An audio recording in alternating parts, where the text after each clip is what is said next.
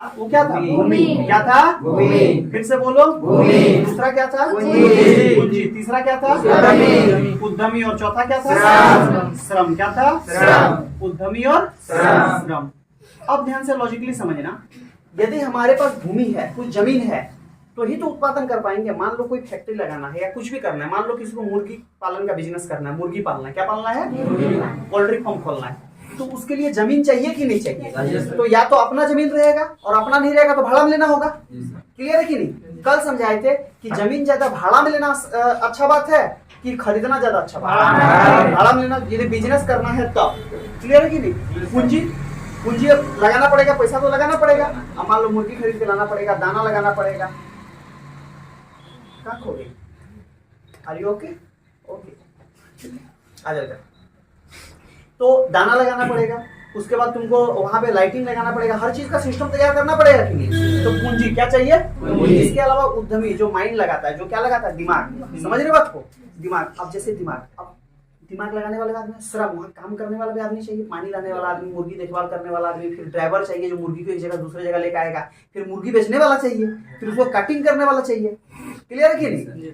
अब जैसे कोई बोलेगा कि तुम शाकाहारी बन जाओ, देखो हम लोग मांसाहारी तो कितना गोटा का पेट चला दे रहे हैं, मुर्गी पालने वाला का, मुर्गी बेचने वाला का, मुर्गी काटने वाला का। सोच लो। क्लियर है कि नहीं? तो कभी भी ये नहीं बोल रहा है कि देखो हमको अच्छा नहीं लगता, इसका मतलब ये नहीं बोल रहा है कि चीज गलत है। लॉजिकली बात है कि देखो, जो तुम डायरेक्ट बोल दो कि मांसाहारी गलत है तो गलत बात है, डायरेक्ट तुम नहीं बोल सकते। ये चीज हमें याद रखना। क्लियर है कि नहीं? क्योंकि हर चीज से इकोनॉमी जुड़ा है, पैसा जुड़ा है। क्या जुड़ा है? पैसा। यदि सबको मांस मछली एक साथ खाना बंद कर दे तो बोलो सब्जी का दाम कितना बढ़ जाएगा? इसलिए तो प्याज चल जा रहा है 100 टका किलो, और यदि कुछ नहीं खाएगा तो प्याज चल जाएगा 300 टका किलो। खा पाएगा? लॉजिकली बात है कि नहीं? तो इसलिए सब कुछ मिला जुला के चलते रहना चाहिए। भूमि के लिए आपको मिलेगा किराया। क्या मिलेगा? किराया। किराया। पूंजी यदि कोई लेगा, पूंजी लगाएगा तो क्या लेगा? लाभ। नहीं, पूंजी, पूंजी यदि लगाएगा तो क्या? ब्याज। क्या होगा? ब्याज। उसको ब्याज देना होगा। उद्यमी क्या लेगा? अपना लाभ। और श्रम को क्या मिलेगा? पैसा। क्या मिलेगा? पैसा। कोई दिक्कत यहाँ तक? श्रम को क्या मिलता है? पैसा। अब देखो, उत्पादन करने में भूमि में जो किराया देना पड़ा, पूंजी जो लगाना पड़ा, उसका जो ब्याज देना पड़ेगा, उद्यमी में जो लाभ लगेगा, या श्रम के लिए जो पैसा देना पड़ेगा, इन सब को जोड़ लेता है एक साथ। क्लियर है कि नहीं? और इसको जोड़ के हम लोग बोलते हैं लागत, मूल्य। लागत मूल्य। क्या बोलते हैं? लागत मूल्य। क्या बोलते हैं? लागत मूल्य। इस लागत मूल्य के अलावा ध्यान समझना, ये लागत मूल्य हो गया। क्या हो गया? लागत मूल्य। क्या हो गया? लागत मूल्य। फिर से बोलो। लागत मूल्य। फिर से बोलो। लागत मूल्य। फिर से बोलो। लागत मूल्य। ये लागत मूल्य जो लगा, जो पैसा लगा, ठीक है। अब हमारा कोई भी चीज का दाम कितना होगा, मूल्य कितना होगा? मान लो कोई भी सामान, तो ये फैक्ट्री अपना तो फायदा जोड़ेगी, पहले जो इसको लगा वो तो निकालेगी पहले, तो पहले तो ये लागत मूल्य निकाल लेगी। क्या निकाल लेगी? उसके बाद ये प्रॉफिट जोड़ लेगी। क्या जोड़ लेगी? प्रॉफिट। किस चीज का प्रॉफिट? हर चीज का प्रॉफिट जोड़ लेगी। जैसे मान लो कि कंपनी, मान लो कुछ चीज ले रहा है, जैसे लॉजिकली तुम बात बता रहा है, जैसे हम तुम लोग को पढ़ा रहे हैं, तो पढ़ा रहे हैं तो कोचिंग खोले हैं, तो मान लो यदि जमीन मेरा अपना है तो ठीक है, और अपना नहीं है तो किराया लग रहा है। अब किराया लग रहा है तो किराया तो हम अपना पॉकेट से देंगे नहीं, आखिर में कमा के ही तो निकालना है। उसके बाद पूंजी लग रहा है, मान लो पूंजी जो पैसा लगा तो उस पैसा का तो भी हमको देना पड़ेगा जिससे लिए हैं। उसके बाद क्या? उद्यमी। उद्यमी मतलब जो मालिक होगा यहाँ पे, तो मालिक कौन है? जो कोचिंग का मालिक है, वो भी तो अपना प्रॉफिट लेगा। और इसके अलावा श्रम, जो श्रम लेबर है, लेबर जो काम कर रहा है, उसको भी पैसा देना पड़ेगा। इस सब के अलावा फिर अन्य खर्चा है। जैसे और खर्चा क्या है? मान लो सपोज दैट, जैसे कि तुमको बता रहे छोटा छोटा खर्चा होता है दो चार को, मान लो कभी किसी को प्राइज देना है, कभी कोई गिफ्ट करना है, कभी नोट्स बनाना है, ये सब बनाना है, ये सब भी खर्चा आता है। अरे आता है कि नहीं? तुमको लगता है छोटा खर्चा, लेकिन काफी खर्चा आ जाता है। 10 सब्जेक्ट का नोट्स बनाएगा तो कम से कम जो तुम कम से कम मिनिमम खर्चा बोलेगा तो कम से कम 4 से 5 हजार रुपया लग जाता है 10 सब्जेक्ट का नोट्स बनाएगा तो। क्लियर है कि नहीं? प्लस जो टाइपिंग करेगा उसको भी लगेगा, और वो तो लेगा ना, फ्री टाइपिंग नहीं करेगा। तो इन सब को मिला के हम तुमसे ये प्राइस लेते हैं, इसको बोलते हैं मूल्य। क्या बोलते हैं? मूल्य। और हम क्या करते हैं, एकदम मिनिमम प्राइस रखें ताकि एकदम मिनिमम मूल्य आ जाए। क्लियर है कि नहीं? लेकिन जो भी दाम रहेगा मार्कर वगैरह में, उसको बोलते हैं एमआरपी। क्या बोलते हैं? एमआरपी। ध्यान समझना, इसी से एमआरपी निकलता है, और एमआरपी मतलब होता है मैक्सिमम रिटेल प्राइस। अब एक मार्कर कंपनी है, मार्कर कंपनी अपना जो लागत मूल्य लगा वो निकाल लिया, और उसके अलावा जो उसका लाभ होगा, टोटल लाभ जो होगा, वो दोनों को जोड़ देगा, और जोड़ने के बाद ऊपर दाम रख देगा। मान लो इसका दाम 20 रुपया लगा, तो मान लो हो सकता है कि 10 टका इसका क्या है? लागत मूल्य है। 5% प्रॉफिट रख लिया कंपनी वाला, 15 लग गया, 5% इसमें और एक्स्ट्रा का रख दिया कि देखो वहां से लाने में परिवहन में खर्चा है, दुकानदार जो बेचेगा वो भी अपना बेनिफिट कमाएगा कि नहीं। ये यदि मार्केट में कोई दुकानदार 20 में दे रहा है, क्या उसको 20 में मिल रहा है? अरे कम भी मिल रहा होगा, 15 मिल रहा होगा, 17 मिल रहा होगा, तो पैसा तो कमाएगा ना। ये जो हम लोग निकाले ये एमआरपी, इसी को क्या बोलते हैं? इसी को बोलते हैं मार्केट प्राइस। क्या बोलते हैं? Market price. क्या बोलते हैं? मार्केट प्राइस मतलब बाजार मूल्य। क्या बोलते हैं? बाजार मूल्य। ठीक है, तो जो एमआरपी निकला इसी को क्या बोलते हैं? बाजार मूल्य। क्या बोलते हैं? फिर से बोलो, बाजार मूल्य। बाजार मूल्य। तो बाजार में जो दाम आया, तो हम जो जीडीपी निकालते हैं, हमारा देश में जो जीडीपी निकलता है वो निकलता है मार्केट प्राइस पे। किस पे निकलता है? Market price. याद रखना, जीडीपी किस पे निकलता है? Market price. और कौन सा वर्ष में जीडीपी निकलेगा? चालू वर्ष की आधार वर्ष? दोनों में निकलेगा। रियल जीडीपी निकलता है आधार वर्ष में, और नॉमिनल जीडीपी निकलता है चालू वर्ष में।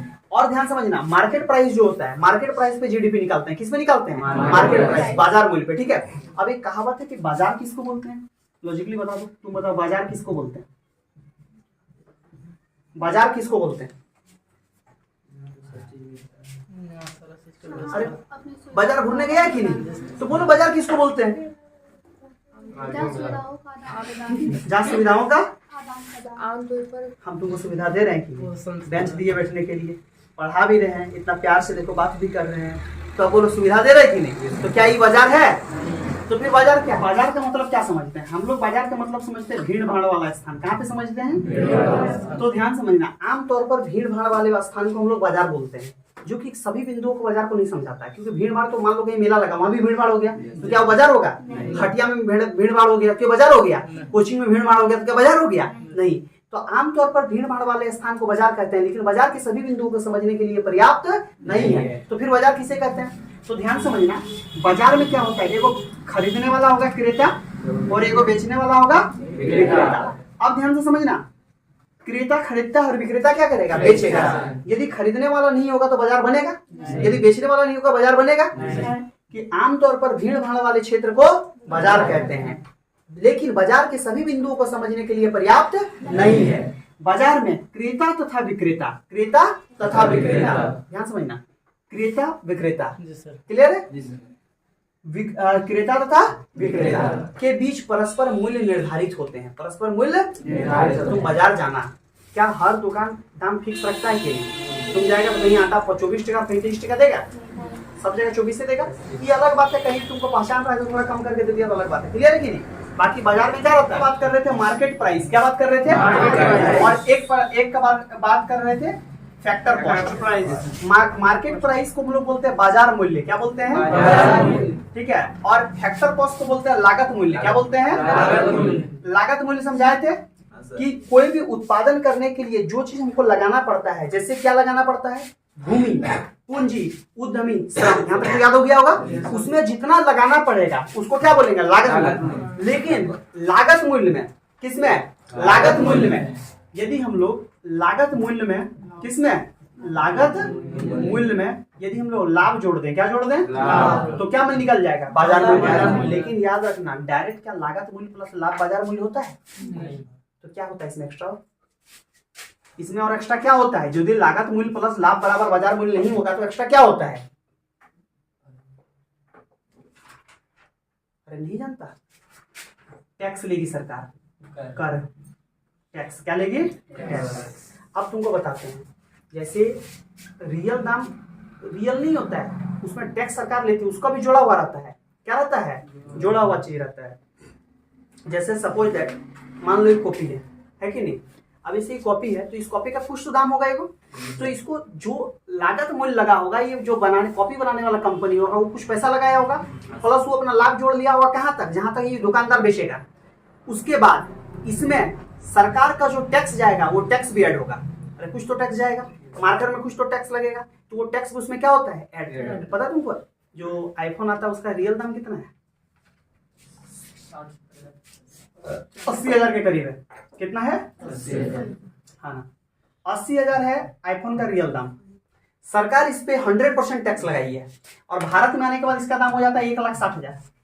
कितना हो जाता है? 1,60,000। 100% टैक्स लगाई। और यही तुम जाकर विदेश में खरीद लो, दुबई तरफ आईफोन, अबू धाबी तरफ, 80,000 90,000 मिल जाएगा, 70,000 मिल जाएगा, आराम से फोन खरीद के लिया। लेकिन सीमा लगा दी कि एक आदमी एक साथ 2 से ज्यादा फोन नहीं ला सकता है। नहीं तो दिमाग नहीं लगा दिया। अरे मान लो क्या दिक्कत था, 1,60,000 में मान लो यहाँ फोन मिल रहा है। अब कोई गया विदेश, अब 10 को खरीद के ले आया, 80,000 लग गया, और 10 में जब यहाँ लाके बेचेगा तो 80,000 बेनिफिट से बेचेगा, तो सरकार को घाटा हो जाएगा कि नहीं? तो सरकार अपना नियम लगा सकती है। क्लियर है कि नहीं? तो क्या होता है कि लागत मूल्य प्लस लाभ प्लस टैक्स, ये तीनों को जोड़ देंगे तो क्या बनता है? बाजार मूल्य। क्या बनता है? बाजार मूल्य। क्या बनता है? बाजार मूल्य। लेकिन तुम बोलोगे कि कैंटीन में आर्मी को सामान सस्ता मिल जाता है, नहीं मिलता है? कैंटीन जो आर्मी कैंटीन होता है उसमें आर्मी को सामान सस्ता मिलता है कि नहीं? तो उसमें देखना, तुम जो फ्रिज 15,000 का है उसको देखेगा 7,000 में मिल गया, 8,000 में मिल गया, और देखना तो इसमें आर्मी का कार्ड रहता है एक। क्लियर है कि नहीं? तो हाँ, तो आर्मी का कैंटीन में उसको सस्ता कैसे मिला? लॉजिक लगाओ थोड़ा। इसका मतलब सरकार यहाँ पे दी सब्सिडी। क्या दी है? सब्सिडी। सरकार क्या दी है? सब्सिडी। तो हम लॉजिकली समझाने खोज रहे हैं, ये जो भी लागत मूल्य होगा, क्या होगा? लागत मूल्य। उसमें लाभ तो जोड़ेंगे, लेकिन सरकार को यदि कोई भी चीज महंगा करना रहेगा या सरकार को उसमें ज्यादा टैक्स ले लेगी तो उसमें जोड़ देंगे टैक्स को, और जो सरकार को उसको सस्ता करना रहेगा तो सब्सिडी को क्या करते हैं? घटा देते हैं। मतलब सरकार, अब जैसे देखना ट्रैक्टर देखो, ट्रैक्टर का में ज्यादा टैक्स नहीं है, ट्रैक्टर का दाम कम है, जबकि उसी की जगह तुम लग्जरी गाड़ी लो, लग्जरी गाड़ी 4 चक्का से घूमने वाला सब ज्यादा दाम है कि नहीं है? लॉजिकली समझना। तो सरकार इसको मैनेज करके चलती है।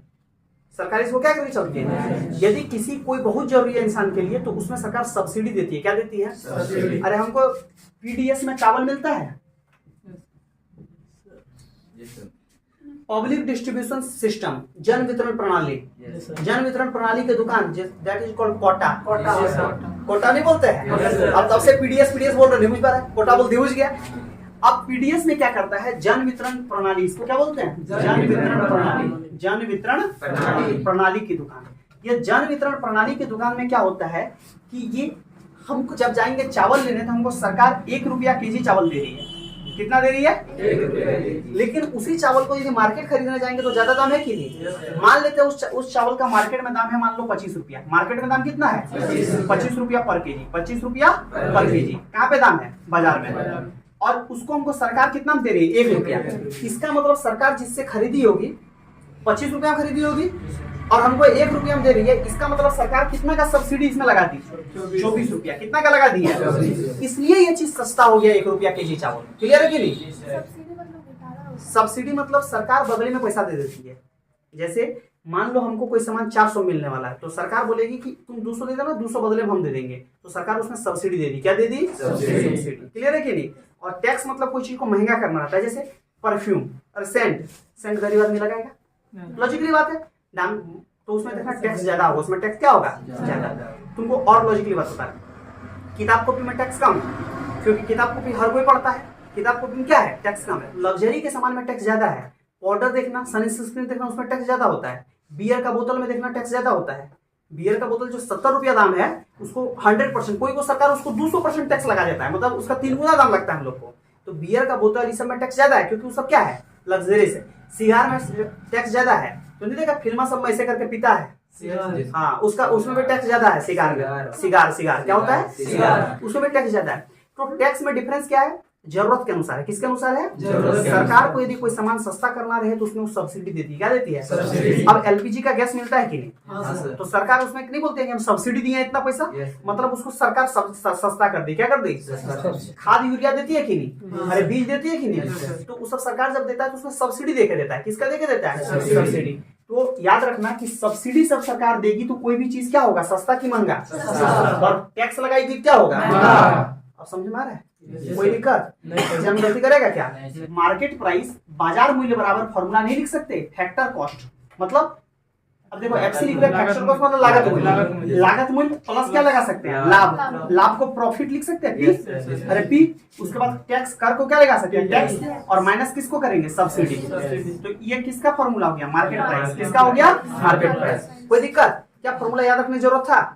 फॉर्मूला अपने दिमाग में घूम सकता है कि नहीं? सिंपल बात है। किसी भी चीज का दाम कैसे होगा? बाजार मूल्य कैसे होगा? सबसे पहले उसको बनाने वाला कोई फैक्ट्री होगा, जो खर्चा किया वो खर्चा निकालेगा, वो अपना लाभ कमाएगा। क्लियर है? दोनों को जोड़ देंगे और उसमें से क्या घटाएंगे? सब्सिडी सब्सिडी सब्सिडी सरकार देगी तो सामान सस्ता होता है और टैक्स लगाएगी तो सामान क्लियर है कि नहीं। सरकार बोल देगा आज से, ध्यान समझना, कि प्याज में हम 100% टैक्स लगाएंगे, तो अभी जो प्याज 100 टका किलो तो कल कितना हो जाएगा 200 टका 200 का किलो। क्लियर है कि नहीं। सरकार बोलेगा कि प्याज में हम 20 रुपया देते हैं सब्सिडी, तो प्याज 100 रुपया किलो है तो कितना हो जाएगा 80। समझ में आ रहा है कि नहीं। इसमें किसी को समझ में नहीं आया तो पूछो, किसी भी ऐसे लिखना होगा। क्लियर है कि नहीं। अब देखो जीडीपी डिफ्लेक्टर होता क्या है, तो जब भी हम लोग जीडीपी डिफ्लेक्टर निकालें, इसका मतलब जीडीपी डिफ्लेक्टर लिख रहे हैं, कभी भी यदि हम लोग जीडीपी डिफ्लेक्टर निकालें तो इसका एक फॉर्मूला होता है, और वो फॉर्मूला को हम लोग को याद रखना है, nominal GDP by real GDP into 100। Deflector बराबर नॉमिनल जीडीपी। क्या तुमको नॉमिनल जीडीपी पता है? नॉमिनल जीडीपी बाय लिख सकते हैं रियल जीडीपी। रियल जीडीपी को वास्तविक जीडीपी बोल सकते हैं, वास्तविक जीडीपी इनटू क्या हो जाएगा 100। तो इसको बोलेंगे जीडीपी डिफ्लेक्टर। क्या बोलेंगे? GDP deflector. सबसे पहले मान लेते हैं वर्ष होगा, अरे कुछ तो वर्ष होगा, क्या होगा, कुछ वर्ष होगा। वर्ष होने के साथ में कुछ वस्तु होगा, वस्तु की संख्या, वस्तु की संख्या, मूल्य होगा कुछ, ठीक है। मूल्य दो तरह का होगा, ये वाला जो मूल्य होगा बेस ईयर का होगा। बेस ईयर समझते हो, आधार वर्ष का मूल्य, और एक मूल्य होता है चालू वर्ष का जिसको बोलते हैं करंट ईयर, मैं बोल सकते हैं कि नहीं। इसके बाद होगा जीडीपी। क्या होगा? जीडीपी। तो जीडीपी भी दो तरह का आएगा, एक होगा नॉमिनल जीडीपी, एक क्या होगा जीडीपी। एक ही चार्ट में सब बता रहे, ठीक है। एक होगा नॉमिनल जीडीपी और दूसरा क्या होगा वास्तविक जीडीपी। क्या होगा? वास्तविक जीडीपी। और इस सब निकालने के बाद हम क्या निकाल सकते हैं? GDP deflector. GDP deflector. देखो एग्जाम में क्वेश्चन यदि तुमको जीडीपी डिफ्लेक्टर निकालने देगा नहीं, ये बहुत टफ चीज हो जा रहा है, ठीक है। ये बहुत हाई लेवल का चीज तुमको बता रहे हैं, आज तक कोनो एग्जाम में नहीं दिया, मुश्किल से फॉर्मूला पूछा है, ठीक है। और देगा तो तुमको बोल देगा नॉमिनल जीडीपी है, रियल जीडीपी है, तो फॉर्मूला बैठा पुट करके निकाल लेना। क्लियर है कि नहीं। अब ध्यान से समझना है, मान लेते हैं हम, क्लियर है, देखो तुम भी समझ जाएंगे, है ना। अच्छा देखना, मान लो कोई 2011 साल है, ऐसे करके साल बढ़ेगा ना। अच्छा देखो इकोनॉमिक्स में सुविधा के लिए 2011 लिख दे रहे हैं, कहीं पे 2011 से 12 लिखा हो पाएगा तो अकबकाना नहीं, जैसे तुमको ऐसे लिखा हो मिलेगा 2011 से 12, 2023 से 24, ऐसा मिलता है कि नहीं। तो अकबकाना नहीं, इकोनॉमिक्स में हमेशा ऐसा लिखा हुआ लेते हैं। टाटा कंपनी क्या मान लेते हैं? टाटा कंपनी मान लेते हैं स्टील बना रही है। क्या बना रही है? स्टील। अब टाटा कंपनी 2011 में स्टील बनाई 5, कितना बनाई? 5। ज्यादा ही बनाया होगा, हम मान रहा था कि समझ में आएगा। 2012 में बना दिया 7, 2013 में बना दिया 9, 2022 में बना दिया 10 और 2023 में बना दिया मान लो 15, ऐसे करके बनाया। अब मूल्य जो होगा बेस ईयर हमेशा फिक्स होता है, तो भारत का बेस ईयर कौन सा है? 2011। पता है कि नहीं? 2011। तो 2011 में बेस ईयर में मान लो 5 दाम था, कितना दाम था? 5। 1 का 5 था। क्लियर है कि नहीं। ये बढ़ रहा है ऐसे करके। करंट ईयर का मूल्य, अभी तो दाम प्रत्येक साल बढ़ेगा, तो मान लो 2011 में दाम किसी का 5 टका था, फिर बढ़ा दो 6 कर दो, बोलो तुम ही लोग बोलो जो बोलो, 9, 10, 12। क्लियर है कि नहीं।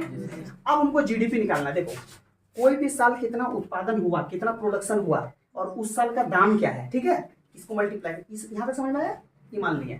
अब देखो ध्यान समझना, मान लो 2011 में 5 वस्तु था, कितना वस्तु था? 5। और 5 वस्तु था, और ध्यान समझना 5 वस्तु है, और यदि मूल्य करंट ईयर से मल्टीप्लाई करेंगे तो क्या निकलेगा? 25। नॉमिनल करंट ईयर से मल्टीप्लाई करेंगे तो क्या निकलेगा? नॉमिनल। और यदि बेस ईयर से मल्टीप्लाई करेंगे तो क्या निकलेगा? रियल। बताए थे कि नहीं। अब देखो 5 गुना 5 किए, देखो बेस ईयर से करता है, 5 गुना 5 तो क्या होगा? 25। तो रियल जीडीपी इसका कितना हो गया? 25। 7 पचे कितना हो गया? 22। 9 पचे कितना होगा? 45। 10 पचे कितना होगा? और 12 पचे 15 पचे 75। ये रियल जीडीपी है।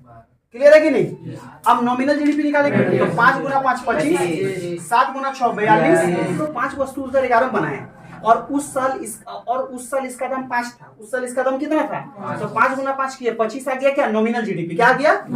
यदि किसी भी वस्तु की संख्या और उस साल का दाम गुना करते हैं तो आता है नॉमिनल जीडीपी, और यदि बेस ईयर का दाम गुना करते हैं तो क्या आता है? वास्तविक जीडीपी। यहाँ तक क्लियर है।